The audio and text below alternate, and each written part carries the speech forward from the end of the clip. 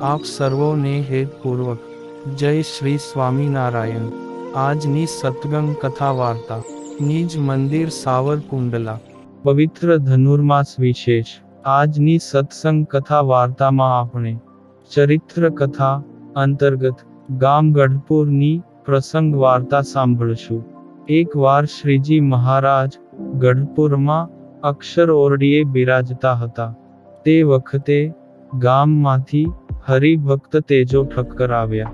તેણે મહારાજને દંડવત કરી પગે લાગીને નમ્રતાપૂર્વક કહ્યું, જે મહારાજ, મારે ઘેર પધારો, મારે થાળ કરાવવો છે, તે બેચર ભટ્ટ પાસે કરાવું ને તમે જમો।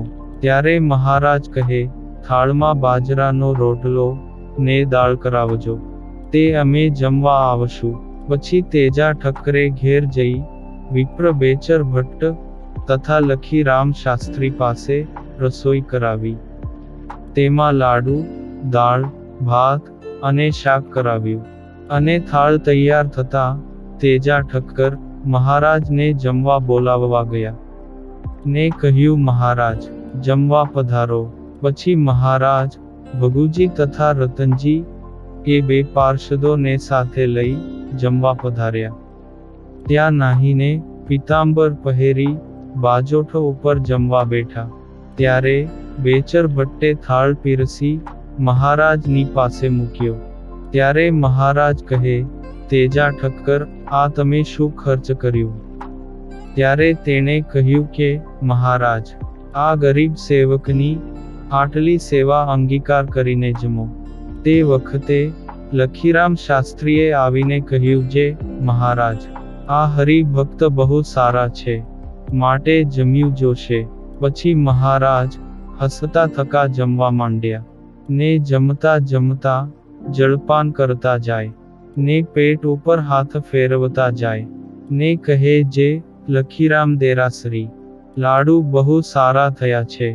ત્યારે લખીરામ કહે, મહારાજ, તેજા ઠક્કરનો ભાવ બહુ છે। તે મહારાજ જમી રહ્યા પછી બે પાર્ષદને જમાડીને થાળની પ્રસાદી તેજા ઠક્કરને આપી। પછી મહારાજ જળપાન કરી મુખવાસ લઈ ઢોલિયા ઉપર બિરાજમાન થયા। ત્યારે તેજા ઠક્કરે પોતાના દીકરા ડાહ્યો, ધનજી તથા ભીમજી એ ત્રણેયને બોલાવી મહારાજને પગે લગાડીને પોતે પણ પગે લાગ્યા ને મહારાજની પૂજા કરી ફૂલનો હાર પહેરાવ્યો ને મહારાજને કહ્યું, જે હે મહારાજ, તમારા ચરણ કમળ મારી છાતીમાં દિયો। ત્યારે મહારાજે ચરણ કમળ છાતીમાં દીધા। પછી મહારાજ પાર્ષદ સહિત દરબારમાં પધાર્યા। વળી એક સમયે ગઢડા મધ્યે હરિભક્ત તેજો ઠક્કર ગીરમાંથી એક ભેંસ લાવ્યા। તેથી તેના ઘરના મનુષ્યને કહ્યું કે, આપણી ભેંસનું દૂધ છે, તે ત્રાંબડી ઉટકી તેમાં દોહીને બધુંય દૂધ મહારાજને જમાડજો। પછી તે બાઈએ ત્રાંબડી ઉટકી તેમાં દૂધ દોહીને બધુંય દૂધ લાડુબાને આપીને કહ્યું કે, આ દૂધ મહારાજને જમાડજો। તે દૂધ 15 શેરને આશરે હતું। તે લાડુબાએ મહારાજને જમાડીને કહ્યું, જે મહારાજ, તેજો ઠક્કર નવી ભેંસ લાવ્યા ને દૂધ આપી ગયા છે। પછી મહારાજે તે દૂધ જમીને બહુ વખાણ્યું, જે દૂધ બહુ મીઠી સાકર નાખી હોય તેવું છે। પછી લાડુબાએ કહ્યું, મહારાજ, મારી ભેંસ વહુકવા આવી છે, માટે બીજી ભેંસ લેવી છે। તે તેજો ઠક્કર ભેંસ લાવ્યા, તે બહુ સારી છે ને આપ તેને કહેશો તો તુરંત લાવી આપશે। પછી તેજા ઠક્કરને મહારાજે બોલાવ્યા ને હરજી ઠક્કર તથા લાધા ઠક્કર ત્યાં જ હતા।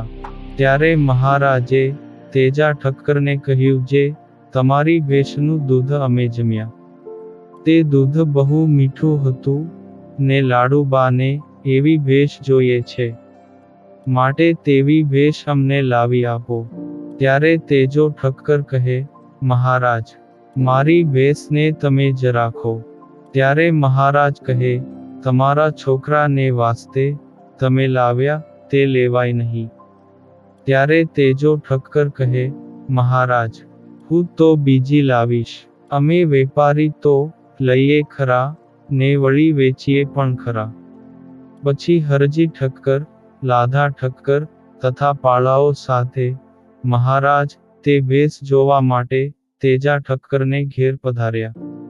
તે વખતે તેજા ઠક્કરે મહારાજને ઢોલિયો ઢાળી દીધો. પછી મહારાજ કહે, ભેંસ તો બતાવો. પછી ભેંસને જોઈને મહારાજ તથા હરજી ઠક્કર વગેરે બહુ રાજી થયા. પછી મહારાજે કહ્યું, ભેંસને દોવો જોઈએ. પછી તેજા ઠક્કરના ઘરનાએ ભેંસ દોઈ, એટલે 16 શેર દૂધ કાઢ્યું. તે દૂધની ત્રાંબડી મહારાજને દેખાડી. તે જોઈને મહારાજે કહ્યું, આ ભેંસ 100 રૂપિયા કરતાં પણ વધારે કિંમતની છે. એવી રીતે મહારાજે ભેંસના વખાણ કર્યા. પછી તેજા ઠક્કર કહે, મહારાજ, ગમે તો રૂપિયા દેજો. ત્યારે મહારાજે ભગુજીને કહ્યું, ભેંસ છોડી લ્યો. એટલે તે ભેંસને લઈ ગયા. ને લાડુબાને કહ્યું, આ ભેંસના 100 રૂપિયા ઠેરાવ્યા છે. ત્યારે તેમણે રૂપિયા તુરત મોકલ્યા. ને લાડુબા બહુ રાજી થયા. ને કહ્યું, જે 100 રૂપિયા કુરબાન છે. આ પાવન પ્રસંગ આજે શ્રી હરિચરિત્ર ચિંતામણી ભાગ 2 વાર્તા 95 માંથી સાંભળ્યો. અને હવે પછીની કથા વાર્તા આપણે આગળના ભાગમાં સાંભળશું. અત્યારે આપ સર્વોને ભાવથી જય શ્રી સ્વામિનારાયણ.